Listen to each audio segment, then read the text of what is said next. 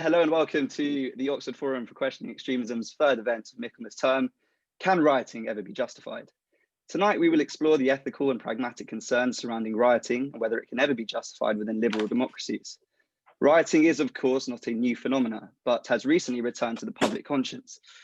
Over the summer, mainstream media was permeated with coverage of rioting with particular reference to the protests against police brutality in America and all over the globe.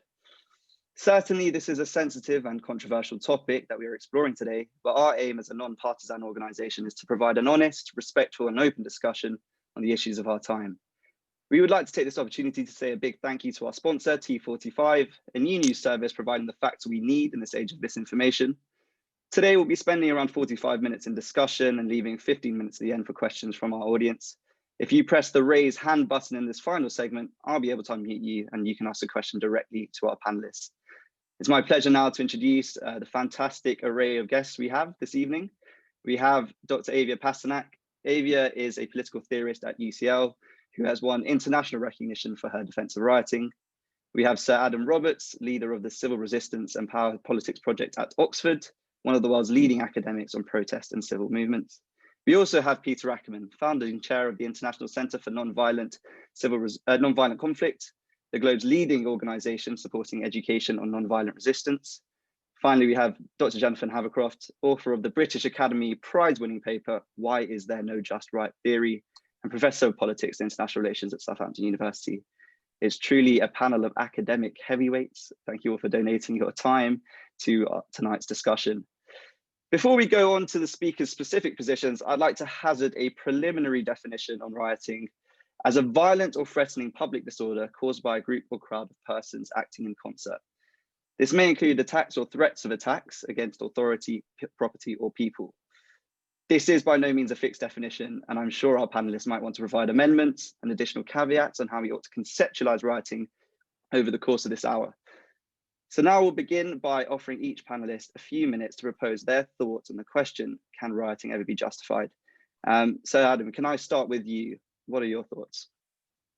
Well, my thoughts are that of a professor of international relations who's extremely skeptical about the hope of arriving at fixed definitions, because in politics, in political intercourse, the very essence of what we're studying is that there are different views of the world and different understandings of concepts. And terrorism would be another example of a difficult concept. But at the heart of most abstract concepts, one can find something genuine that needs a term to describe it. And at the heart of the notion of riot is exactly what you have read out. I thought that was a good, broad introductory definition to work on, nice and concise.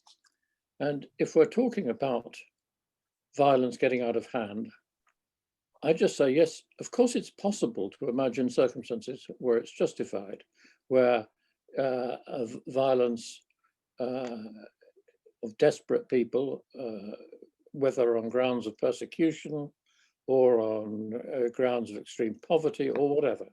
It's not difficult to use one's imagination to find some kind of justification. But the question that needs to be asked is whether violence taking the form of rioting or threats of violence has any beneficial effect or not. And it is very striking that oppressive governments love the term riot, whereas political movements tend to hate it. It was interesting in Hong Kong, the movement, one of its demands in the summer months of this year was that the government should withdraw its accusation that the movement had sponsored riots. They were not successful in that demand, but it was interesting as a evidence of the view that they really dislike this term and they think it's damaging to the movement. And I can think of 100 other cases where it is oppressive governments that love to present a movement as tending towards riots. Look at where President Trump went when he went to Wisconsin in the election, to Kenosha, Wisconsin, in order to stand where there had been a riot. in order to show what a tough guy he is in face of riots. So I think we've got to be very wary about any kind of generalized approval of rioting when one thinks of how convenient that is to those in power. Thank you, Adam. Peter, would you like to now offer your thoughts on the question? Well, what I'm going to say briefly sort of supplements and dovetails a bit with what Adam just said. So I don't think I can answer the question whether riots can ever be justified without knowing who sets the standard of justification and why. If we're talking about social justice movements featuring specific issue reform like gay marriage, or maximalist conflicts involving a massive shift of power from tyrants, authoritarians, or dictators to citizens desiring political rights and civil liberties, the Freedom House terminology, then it is hard to see how the inclusion of violence on the so-called battlefield increases the probabilities of success. So if I could express this a little bit differently, I have yet to experience my 50 years involvement with this subject, learning of a coherent strategy that features the simultaneous execution of violent and nonviolent tactics. The extensive data from the Chenoweth shock piece in your packet amply validates this point, though it might be worthwhile, though, to provide a generic rationale why violence by protagonists with inferior military resources. I'm not saying that somebody who has the military advantage shouldn't use violence, but those with inferior military armed resources it never makes sense to develop a riot-like plan in order to win. Natan Sharansky describes those in opposition to rights and freedom as falling into three groups: loyalists, dissidents, that is pro-democracy activists, and what he calls double thinkers. I like to call them latent double thinkers because they are afraid to be revealed without being protected from severe punishment. The disruption from civil resistance campaigns delegitimizes the opponent and creates courage for latent double thinkers to become revealed double thinkers. If enough are revealed, then key elements of the tyrant's power structure, particularly the military, will defect. Nonviolent resistance is at its core a strategy for inducing defections. Finally, you cannot get people to defect while simultaneously threatening to shoot them. Thank you. Thank you, Peter. Avia, could you propose your position now with regards to the question? Of course, thank you, and it's a pleasure to be here.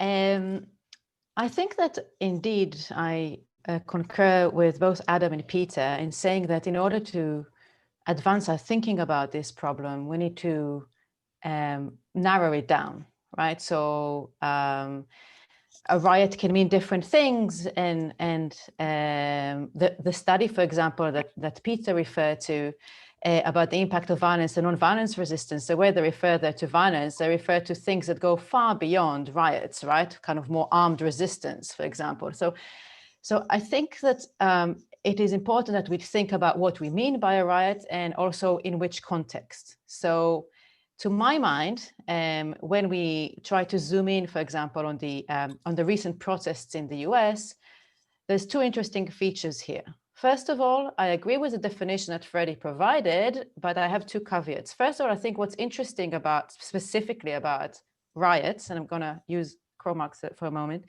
is that they're spontaneous and unorganized, right? So this is one of the features of this particular phenomenon that we're talking about, and one of the features that perhaps make it different and perhaps harder to justify than, say, military operations that are done by military troops under some kind of central organization and control over participants. So I would like to add to this spontaneous and disorganized nature of this event. The second feature that I want to emphasize is the level of violence we're talking about. Again, we need to separate this type of violence from, on the one hand, armed resistance and even terror. So this is not the type of violence we're talking about. So I think the type of violence we're talking about is, generally speaking, damage to private and public property and some harm to persons, but usually not lethal. Even if there is lethal harm, and very little lethal harm, usually. So it's these levels of harm that we're talking about. The third thing that I think is important to distinguish is between what one might call issueless riots and a political protest. I think that if there's any cause for justification for this type of phenomena, it would be in the form of a type of uncivil disobedience, if you like, or a form of political protest. And we would assume, I think from the outset, that the cause of the protest is a just cause. So for example, in the case of the protests in the US, I think I at least assume amongst the panelists here, there'll be a general agreement that the cause of the protest, i.e. disproportionate police brutality against African Americans, is a just cause. It's a very serious problem in American society. And the question is, but the means that the protesters chose to go beyond the civil disobedience into the uncivil side, which included attacks on private and public property and some harm to persons. To my mind, this is the type of phenomena that, at least in my work, I'm talking about, and which I think were the interesting questions relied about whether this particular type of phenomena can be justified given the usual constraints we think exist on the use of violence, i.e. is that the resort to violence necessary? Or are there other means that could have been used that are less violent? Secondly, is that resort to violence, can it meet the success condition, i.e.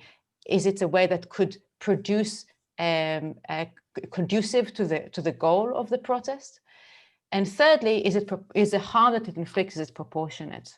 So when we weigh the costs and benefits of that form of violence, where do we end up with that? Is it something that we consider proportionate or not? Given, and of course, each of these criteria, we can analyze them, we can think more about them, we can have more narrow definitions of what do we mean by necessary, what do we mean by successful, and what do we mean by proportionate. But to my mind, it would be useful to narrow down the discussion to the type of violent protests that we are interested in. And here I share with Peter the concern about the use of the term riots. We have to be very, very careful when we use it, because in common speech, riot is understood as a negative term. So either we use the term riot in a kind of a morally neutral term, or we just use a different term such as violent protest. But we have to be very careful that we don't give that negative connotation from the outset. Thank you, Avia. A lot to unpack there. Jonathan, could you suggest your stance now on whether rioting can ever be justified? So the short answer is yes. I kind of come at this, like Avia, I'm a political theorist, and one of the areas of my research was actually just war theory. And I kind of came into this topic as I was preparing my notes on just war theory in 2015, in the day after the riots in Baltimore, protesting the murder of Freddie Gray by the police. And I was just kind of struck that we have a very rich language in political theory for dealing with all different kinds of justified violence, from wars, which kill hundreds of thousands, if not millions, to armed resistance, to revolutions. There's even people who justify terrorism in different forms. And it struck me that there's very little that's been said about this. I think Avia, around the same time in her paper, kind of came to a similar conclusion. And so I was puzzled as to why that's the case. And one of the first things I cottoned on to is that we should probably be cautious about the framing of riots as essentially violent, right? We should reject that framing. And so, there's a quote that's been circulated quite commonly from Martin Luther King, where it kind of popped up again this summer in response to the anti-police riots in the US, where he described riots as the language of the unheard. You can actually Google that quote and find the speech. It's from a speech that Martin Luther King gave in the weeks before his assassination in 1968. And if you read the full passage, he reiterates that he's deeply committed to militant nonviolence. So he's committed to nonviolence himself, but he wants to reject the condemnation of the rioters in the 1960s inner city on the grounds that they're responding to a greater injustice. Right? So King often talked about a distinction between negative peace and positive peace. And so, at least for him, the point was not that he didn't think rioting was a good tactic. In fact, he thought it was probably a very bad tactic to advance the civil rights movement. But he was also very cautious about using the language of nonviolence to condemn the causes of the protesters.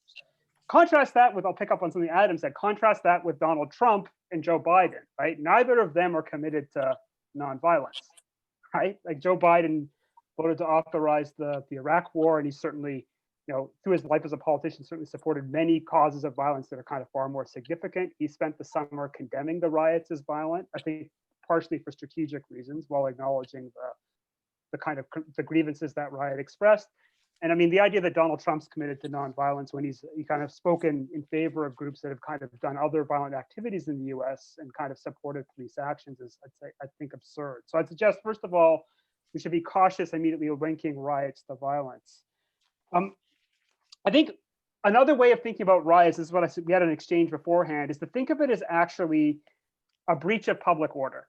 Right? If you actually go look at the penal codes in the Commonwealth around riots, they're often defined as public order crimes. And so the victim of the riot is actually this odd thing called the public, right? So it's put in place primarily as a means of crowd control. And it actually, depending on the jurisdiction, it can be as few as 3 people participating in a riot that can lead to being charged, up to 12.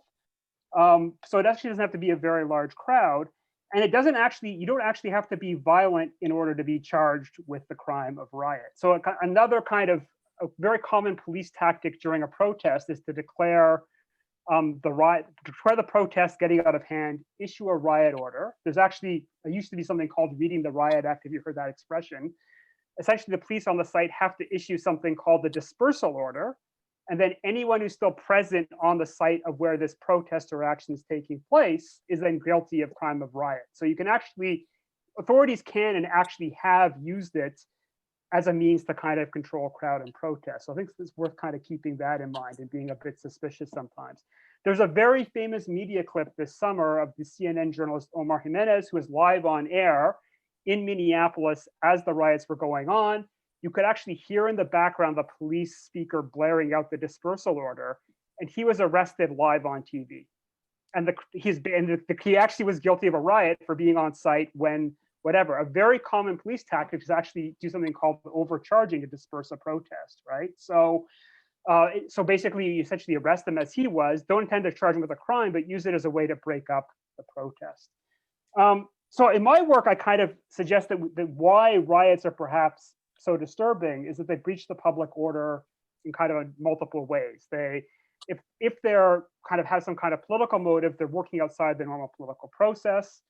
They tend to be, if they're kind of actually do turn to violence, or breaching the kind of state's monopoly on violence.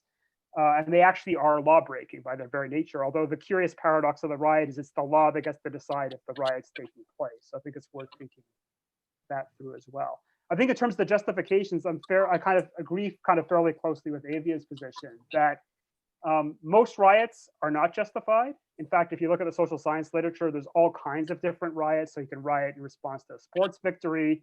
There's a kind of riot that's called opportunity riots, where there's a breakdown in the social order and people use that to protest or attack people. Pogroms are kind of where a mob or a crowd goes and uses violence against the persecuted groups, a very common form of rioting. And certainly all of these are very unjust, but there also are very famous moments in kind of histories of social movements where there's some kind of confrontation of a riot actually became the trigger for the movement. So I think in a certain sense, we could see the Minneapolis riots this summer as being a trigger for a larger mass nonviolence movement, right? This is probably the largest mass protest movement in the US since 1968. By most credible accounts, something in the order of 97.7% of the protests across the US were nonviolent, right? So to then say that the riot itself is unjust and everything that flows from it's unjust, but there's certainly been kind of other famous riots in history that have been tied to political causes. So the question there really, I think, is then what becomes after the riot? And so to my mind, justifying a riot means 2 things, right? Because as Avia pointed out, in most instances, a riot's spontaneous. So we're not talking about organizations voting to engage in rioting. Instead, what we're talking about is how do we as a public respond when there's a riot, right? Do we simply say that because the protests engaged in a riot, we should ignore the grievance, right? Or should we perhaps, if there's a justified cause behind it, perhaps attend to it? And then the other thing that I kind of think is worth thinking about is how then the organizations or social movements that perhaps support the causes that kind of trigger the riot can perhaps mobilize the people who rioted into perhaps other more productive ways of kind of engaging in the political process long term. Thank you, Jonathan. Very comprehensive account as well. So I want to kind of piggyback off one of your last points here and something that Adam had raised earlier about kind of there's justification seems to come afterwards, after riot, post riot. But are there specific circumstances that we can say there's a riot going on at the moment? Is it justified? Can we search for justification in that moment? Perhaps Adam, you can start us off here. I'm skeptical about that. I agreed with everything that was said in the discussion so far, but it's not quite realistic to think in terms of conditions for just riot in any way comparable to conditions for just war. It's not as if people are sitting around thinking we're going to have a riot and these are the logical reasons for it. There is something more spontaneous, more, dare one say it, revolutionary about the way riots happen. I've only been in a couple of riots, not participating actively so much as observing, I hasten to add, but I was very struck by the spontaneity of it, and in some cases the lunacy of it. I witnessed a guy throwing concrete blocks down from a roof onto a crowded street below, and it was far from evident what he thought might be achieved by that. So I'm just a little bit leery about this notion of having a neat and tidy rational calculation. It is true that very often after the event, violent events get sort of sanctified. We are talking, even as we speak, on the 5th of November, when we remember an attempt to blow up Parliament. And somehow it's remembered in a sort of semi-benevolent way as an interesting part of our history. Now, I think that there is something of the same problem with rioting, which is why, while understanding the causes of it in many cases, we are right to be skeptical. And I just add one point to that, which is the phenomenon of the agent provocateur. Very often, we don't know exactly how often, and we need a really good doctoral thesis to be written about this. Riots begin when an agent provocateur of the government either encourages other people to engage in riot, or him or herself leads it. We are about to have a very interesting case of evidence about this in a UK inquiry into the activities of the police who infiltrated various movements, and then some of the police struck up relationships with some of the policemen, struck up relationships with women in the movements. One of the men involved is said to have been involved in an attack on a department store in London, in Harrow, that caused something like £300,000 worth of damage. So that's a policeman proving, if it was the case, proving his adherence to the movement by engaging in an act of violence that would be, in the end, deeply damaging to it. So the agent provocateur factor, I think, needs to be borne in mind. And as I say, I think it's actually quite widespread. May I make a point here? Absolutely. If you go on our website, nonviolentconflict.org, I think, Adam, you'll find this quite amusing. We did a podcast about agent provocateur about, I think it was in 2016, and it laid essentially dormant until the beginning of this year when Black Lives Matter became, and Antifa became more visible. And within weeks, we had 1,600 separate hits on that podcast, which I think is an interesting data point. I think the last gentleman made an interesting point about differentiating violence from disruption, because all civil resistance is about disrupting the natural order or the habitual elements of societal activity that basically helps to delegitimize the authoritarian on the other side or someone on the other side. Let me just make one last comment about Black Lives Matter and Antifa. That's an interesting data point. In the middle of the summer, when Black Lives Matter, sort of appeared to political consciousness in America early on, the polling showed that nearly 70% of the American people approved of Black Lives Matter. As the rioting went on, and even though the rioting might represent 2% of the protest activity, and the several $billion worth of damage we're creating, that same polling saw support drop from 70% to 30%. And even in the sports arena, particularly in basketball, which has had more visible manifestations and signage now that Black Lives Matter, this year in their playoffs, their attendance was down 50%.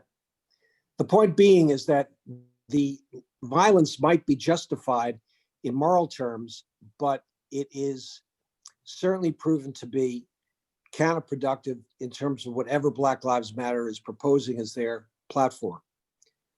So the last point I'd like to make is there a difference between, it's very important not just to maintain nonviolent discipline, but to actively separate yourself from the agent provocateur or others who claim they're part of your protest movement, because all the dynamics that I described originally about inducing defections go out the window if people can't separate violence on your, on your flank from your own activities.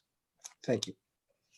Avia, I have a feeling you want to interject here. Yeah, I want to add a few points here. I think it would be useful indeed to focus our discussions on the last summer's protest, because I think this is a case that we all have in mind. And I want to make a few points here. First of all, I think we should remember that most of the violence was not committed by protesters, right?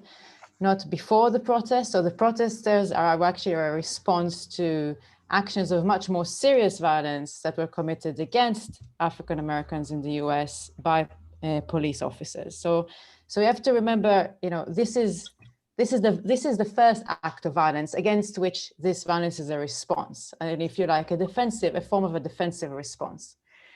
And categorized as these terms as a defensive response, I don't think that there is actually essentially a big kind of conceptual difference between that type of violence and the general violence that we have of self-defense, including war as a form of a collective self-defense.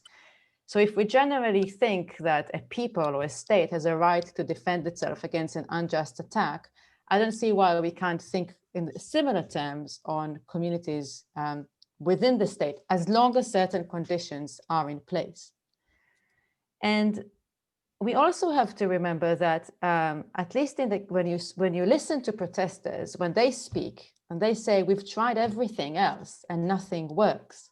We've tried, Black Lives Matter was not born in 2020, right? Black Lives Matter was born years before that as a movement that has already tried to do a lot against racial injustice in the US, and its nonviolent achievements have been limited. So we can understand, I know we can certainly understand the frustration of people that think that they have tried all other reasonable means and have not found them effective. And that is what I meant by the necessity condition. I also want to emphasize again that the question of the effectiveness is very important, but I do think that we should not, and again, here I turn to my political scientist colleagues, but we should not think that there's a one-size-fits-all answer to the question of effectiveness. So there's a lot of research about the effectiveness of race riots in the context of US, and the data there is not encouraging for those who want to support riots. But the evidence from Western Europe, for example, is not exactly the same, right? So if you only looked at France, for example, you will see that specifically in the French context, this type of protest that is not necessarily civil can actually have a positive, I'm saying, kind of for the cause of the protesters' goal, impact on government policy. So, I mean, this is just to say that it's very hard to give a general answer to this question, and that we should not also confuse one political context with another political context. And finally, I want to say that it is important to ask what do we put under the effectiveness, right? So we can put at what we measure. We might just measure concrete policy changes, but we can also measure something that Jonathan referred to earlier, the impact on the birth of a movement, right? So a lot of people think that the Stonewall protests or riots of the 1960s were the birth of the LGBTQ movement, right? No, that was not necessarily, they've not necessarily led to immediate policy changes, but they have motivated people to see themselves as part of a general movement, to see that there are other people who are willing to fight and are willing to, to even break the law in an uncivil way for that cause. So I think the effectiveness, again, is a question that is quite complex, and it's quite hard to, we shouldn't have obviously too wide definition, but it also shouldn't have too narrow definition of concrete policy changes in the here and now when we consider whether that type of level of violence can be justified. Thank you, Avia. Jonathan, do you want to provide any thoughts in response to some of the questions raised so far? Yeah, I think I agree with Avia on the effectiveness question, and there actually is a group of people that I don't quite like. So there are some more radical scholars who can actually make a straight up riots works argument. So like Gio Ciccarello Meher has kind of written an essay in Salon, and he's a top political theorist on this. And there is evidence that the state does respond to riots in certain ways. So there is some evidence for that. But I also think there's other ways in which, Peter's also right, there is a fair bit of political science research that shows that if protests are conceived as violent, then the public often is turned off by it, right? And so there's actually been some pretty good comparative studies from the 1960s in terms of how the public responded to violent protests and riots versus the nonviolent protests of Martin Luther King. But there is also, I want to kind of re-emphasize the movement generating pattern, right? That one of the things that riots also do is if it happens in the community, is it actually does tend to politicize some of the people involved in it, right? So, growing out of the riots in Minneapolis, most people don't participate in the riots, but a lot of people in those communities are concerned about the issues, and actually responding to them can actually mobilize people in a lot of ways. So effectiveness can mean a whole bunch of different changes. Probably the best example of this is one of the people elected to Congress the other day was Cori Bush, who kind of was directly involved in the protests in just outside St. Louis back in 2014, right? She basically said, being part of those protests, I don't think she was directly rioting herself, but she was certainly on the ground in protests that were deemed a riot, is what motivated, etc. So there is a way in which these protests can transform the participants and also make them more politically engaged and more active. Just to zoom in on this point about efficacy or effectiveness, in the Civil Resistance and Power Politics project, Adam, you focus a lot about the importance of having leaders to kind of orchestrate events. We also had Jonathan earlier talk about Martin Luther King talking about rights as the language of the oppressed. Is an issue with a fundamental issue, perhaps, with the BLM movement as it stands, is that it lacks a figurehead directing their operations and the movement for the realization of their aims. Another issue perhaps we can discuss here as well is what are their aims? A lot of people seem to be discussing a whole variety of aims when it comes to BLM, from a Marxist agenda to just fighting police brutality and structural racism. Perhaps, Adam, you can start us off here. Well, just on the subject of leadership, I would hesitate to say that Black Lives Matter doesn't have a proper leadership. It's got a sort of triumvirate of very, very capable, remarkable women who have been making among the most important decisions of the movement. And so there is a leadership there which may not conform to our standard picture of what a leadership might look like. But they've been very impressive. I want to raise another question, if I may, about violence in relation to nonviolent action, which is this: we shouldn't think of riots as the most likely form of armed help that a movement might receive if it doesn't succeed in its initial actions. And here I may disagree a bit with Peter Ackerman, but I do think there have been a number of interesting cases of committed nonviolent movements which have ultimately needed a degree of armed police or federal protection. For example, there were two striking cases in the US civil rights movement in the 1960s. The Freedom Ride from Montgomery to Jackson, Mississippi in the 1960s was one which had to receive very extensive protection in order to be able to attain its goal. And similarly, with the march from Selma to Montgomery in 1965, that had a very extensive federal protection, which in the film Selma, you only just see at the edge of the picture, but actually it was a very important fact, enabling them on the third attempt to actually achieve their objective.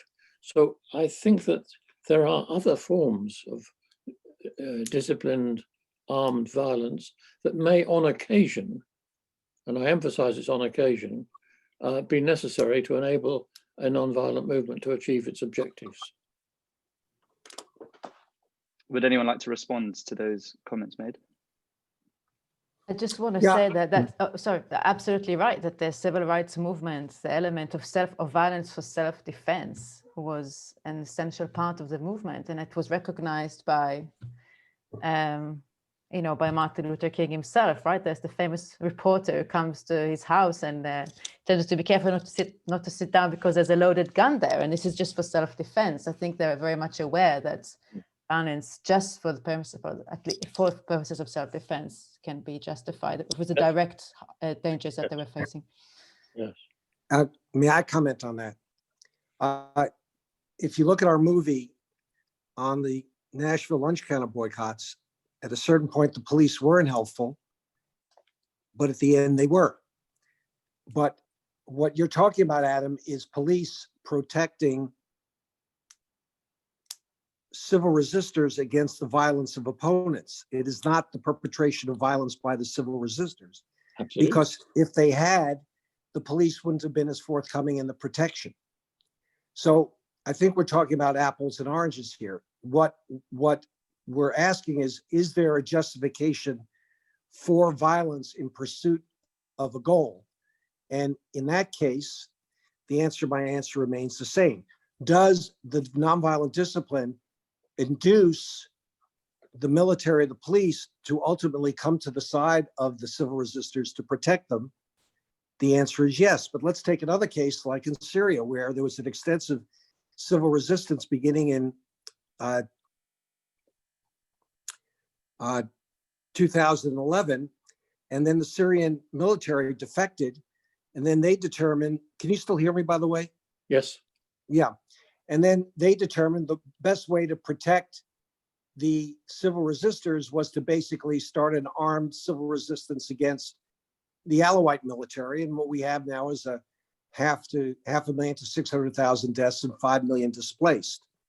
The other thing I'd like to say is that there is always exceptions to cases. So for example, if you look at Maria's and Erica's original data, that was the basis for the study with Kurt Schock, only 53% of civil resistance movements succeeded, 47% failed. It's just that armed resistance movements had a failure rate of 74%.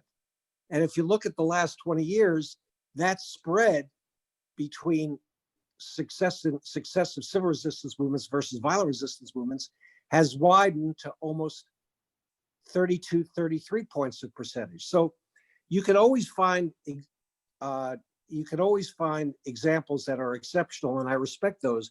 But at the end of the day, when you set a strategy, you do it by assessing probabilities of what might occur. So it's like walking down over a bridge with two ladders. One has a 53% likelihood of not breaking, the other has a 26% likelihood. That doesn't mean you can not walk down the 26% likelihood and get to the other side. It's just that you'd rather walk down the 53%. So we're only talking about probabilities, but there's data that creates an exception in every case. Thank you, Peter. We're going to come to questions in a few minutes, but I have one question that I'd like to ask each of our panelists. That is something that we've raised throughout, which is that riot perhaps has negative connotations. Is there something that needs to be done to kind of reframe the discussion in a more public domain so that the public aren't thrown off the idea or the notion as soon as it's thrown around in the media of a civil resistance program that perhaps becomes violent in terms of causing harm to buildings, to public or private property? Jonathan, perhaps you can start us off here. Yeah, I mean, so I guess there's two strategies. One's one that Avia was kind of mentioning a bit, is change the name. And a lot of activist groups will actually insist that, say, Minneapolis this summer or the 1992 LA riots are actually uprisings. Right? They'll refuse the label of riot, and there's good reasons for that, I think. One thing I was struck by this time in terms of US media coverage was how much more cautious they were in terms of responding to the riot narrative and disrupting it in a lot of ways. So you'd see the deployment of the King quote, you'd see a lot of kind of Black intellectuals on TV kind of talking about the grievances. You'd see a shift in terms of how the media was covering the riots, right? So as Peter said, it was actually quite popular at the beginning. One possibility is it's the violence that shifted it. The political scientist in me wonders if it's actually partisan polarization in an election campaign, right? That simply by having the Republican Party try to tie the riots to Biden, and then Biden try to kind of pivot to the middle and get moderates to vote for him, also had to then condemn the riots. I think that might also have been kind of one of the consequences for it. But I do think that there's basically then three strategies, right? One's renaming, two is looking how the media covers it, but I think three is perhaps kind of spending a bit more time thinking about what a riot is and a bit more nuance, right? So, as I said before, many, if not most, riots are not grievance-based. They're responding to other issues, and often it's kind of a question of crowd control. But also what a riot is very much a question of definition by the authorities on the scene. So before Adam was making the point that the Chinese authorities are quite eager to condemn the Hong Kong protesters by describing them as rioters, right? So one of the reasons we had a hard time agreeing on a definition is that part of what's going on is there's a struggle over the labeling of the action, if you will. So that's also a very political decision. Would anyone else like to weigh in here? Perhaps I could chip in, if that's all right. Just to say I agree with all that Jonathan says, but would add something, which is that I do think there's a case not for abolishing the term riot, which would not be possible to do, but for really insisting that press people, newspapermen, TV reporters, etc., use the term much more carefully than they generally have. An obvious type of example is when you have basically a non-violent movement that is attacked by police. Often that will be reported in newspapers as a riot, which strikes me as deeply unfair, failing to understand what's going on at all. I don't quite sure how to call press to book and matters like that, but it is an issue that I've raised sometimes in journalist training sessions, which are organized by various public bodies here and no doubt elsewhere. And I think on the whole, there has been some improvement on that front, but it's still a huge worry. And for example, in Hong Kong, there was a lot of very confused reporting of the demonstrations, which did ironically end up with something pretty close to rioting. But the label riot was attributed to them before that had happened. May I make a comment here? Absolutely. Adam, you're describing 25 years of frustration. The press is more interested in, what bleeds leads. And so they just have a negative incentive to tamp down the description of what might happen with nuance. So riot is easy and it's compelling to sell newspapers, but it is vexatious in terms of trying to understand what's really going on. One other thing I'd like to say is that one way to get a definition of riot that may be more satisfying is to go to a book by my mentor, Gene Sharp, who wrote a book called The Politics of Nonviolent Action. And in the second, it was a 3-volume piece. In the second volume, he describes 198 methods of nonviolent action. And I think you'd find that many of them would be subsumed under what you would call riot. And it might be useful in the way you think about how to define riot. I want to add here that I think we should be wary of a distinction between violence and non-violence. And I think that follows up exactly from what Peter said, because what we're talking here really is a spectrum, okay?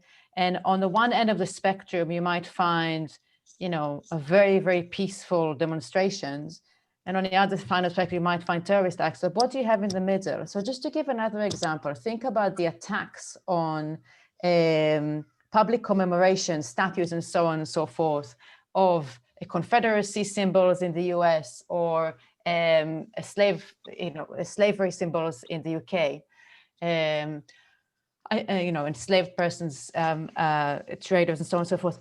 I mean, are these a form of a riot? That's certainly an attack on public property, right? Often it's spontaneous, disorganized. But where do we put that? Is this violence? Is this non-violence? If we think it's an attack on property is a form of violence, then I suppose that is a form of a riot in a way. If we don't, then we put it on. So I think this kind of violence or non-violence is a bit difficult to define. And what really we should think about is a type of harm that people engaged in, and do we think that this type of harm is justified? And again, we will not have a yes or a no answer to that. It depends on the context. Of course, we think that the damage to property can be more easily justified than damage to life and to body. And we might think that sometimes the damage to public property can be more easily justified than damage to private property. Again, we need to look at the details of the case. But I think that perhaps moving away from these categories and riots and it's talking about the nature of the harm and the circumstances under which it was inflicted is the way forward to unpack and kind of avoid this kind of labeling that we find in public opinion. Thank you, Avia. I'm going to go to our first question from the audience. Zach, I'm permitting you to talk now. You can ask your questions directly at the panelists. Can you hear me? Yeah. Great. Thank you all for providing such an interesting debate. My question is about the BLM movement. In particular, to what extent have the riots that have happened in the course of the movement been justified, and how far have they helped the movement? Thank you, Zach. Who would like to start us off here? Should we go with you, Peter, as our American? I'd like to take a crack at it in the context of what Avia just said, which I think is profoundly true.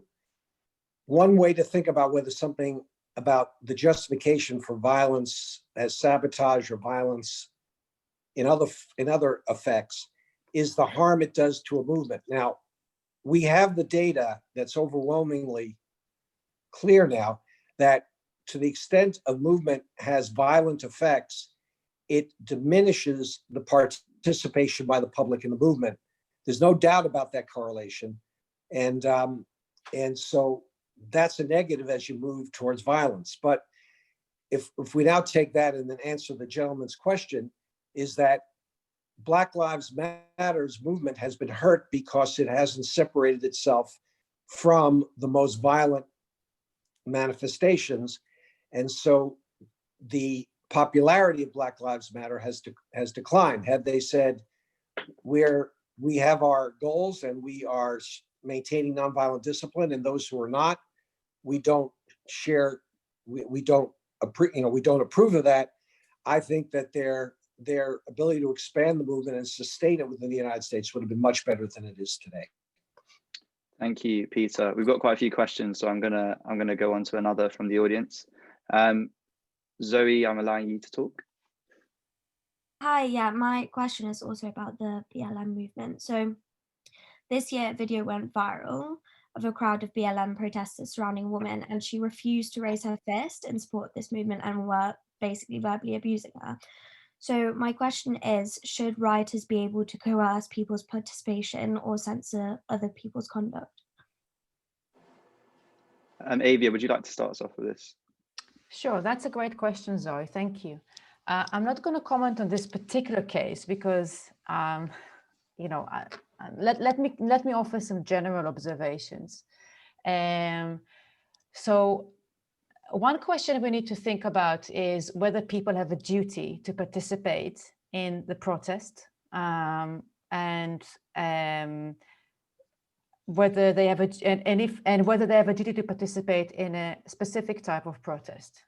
Now, these are big questions. I'm personally of the view that certainly American citizens have a duty to participate in protests against serious injustices inflicted by their state. And I think it's hard, of course, to demand of people to participate in violent protests. But let's just stay with, as your question suggests, do people have a duty?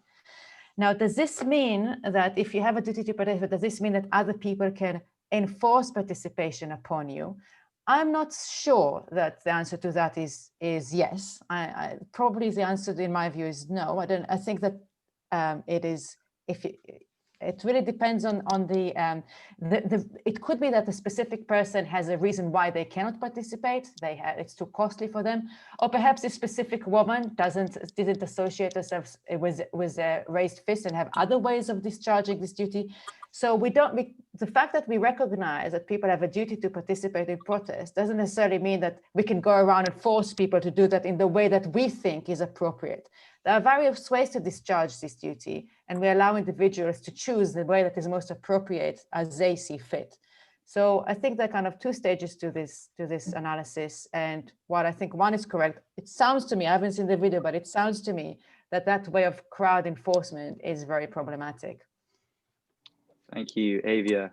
We've got another question from the audience here from Davide. Yeah, thank you so much for this really interesting talk. My question was more beyond the scope of violent rioting to looking at the kind of explosion of protest movements we've seen in recent years across the world, from BLM to climate justice. Though vastly different in their grievances, there seems to be this kind of anger within democracies towards kind of power being isolated in the hands of a rich elite who are perceived as self-interested. And recently, the World Social Report published this year showed that income inequality is ever increasing across developed countries.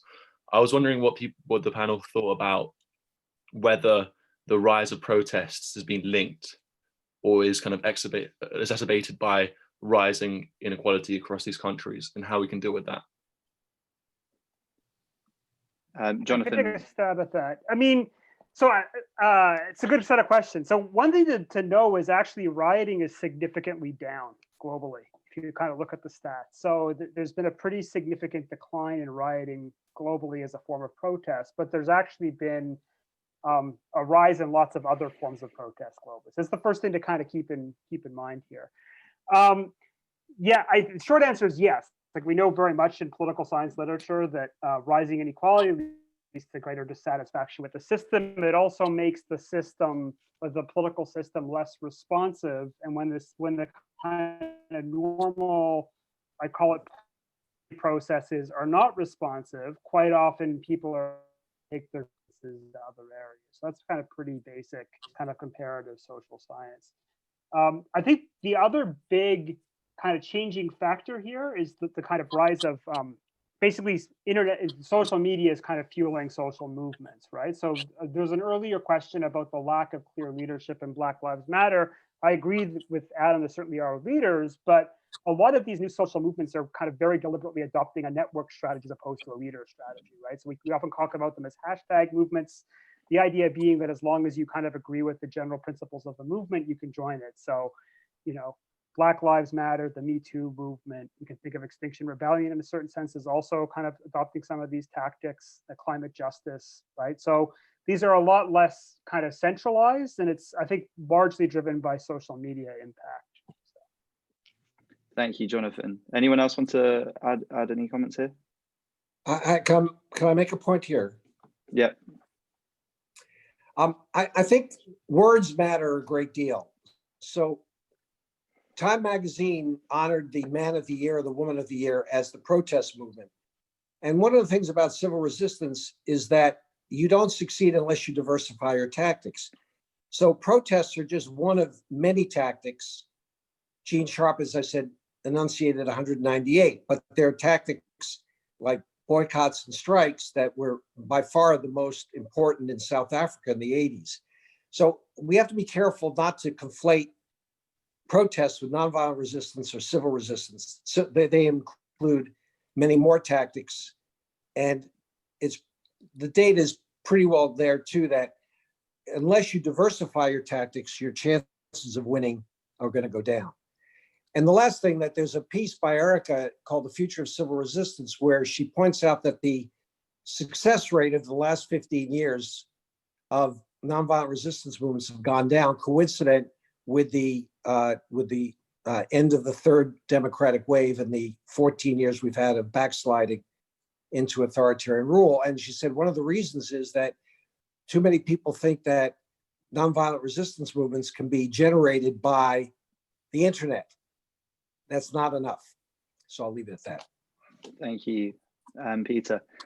One final question from Alex. Thank you very much, first of all. It's been fascinating to listen to all of you. Avia mentions earlier that we can maybe conceptualize rioting as being like self-defense. So my question to you is, to what extent do you think the justness of a riot hangs on how successful it is at achieving its given outcome? Avia, that seems directed at you. So would you like to answer? Thank you. So I think that the success is essential for the justification of the protest, if we perceive the protest as a form of self-defense. However, as I think Jonathan has mentioned earlier as well, we have to be careful about what we measure as success, right? And here, the success can be measured in immediate government response, okay? But it can also be measured in a longer term impact. It can be measured in impact on public opinion in the long run. It can also be measured in the impact on the participant themselves. And I'm personally, not everybody, but I'm personally on the view that we can also include in the success condition, if you like, expressive goals. So if you think, as some people do, and I'm on that view, that the expression of defiance and anger can be valuable for themselves and also for the instrumental goals, then important for the protesters, important for the movement. If you consider these as valuable goals, so you should also include them in the success and in the proportionality and the necessity conditions. So it is essential. However, it really depends on how you define the goals to see how much your success condition have been met. Thank you, Avia. It's 8 o'clock, so we're out of time, but I just want to say thank you so much for an incisive and insightful discussion tonight. We framed it as a debate. There's been a lot of concurrence between everyone's position and more of a discussion, I suppose, but it's been really, really entertaining. And I just want to extend a big thank you to all of our panelists and also to our sponsors, T45, for this event. Thank you very much, and see you all soon.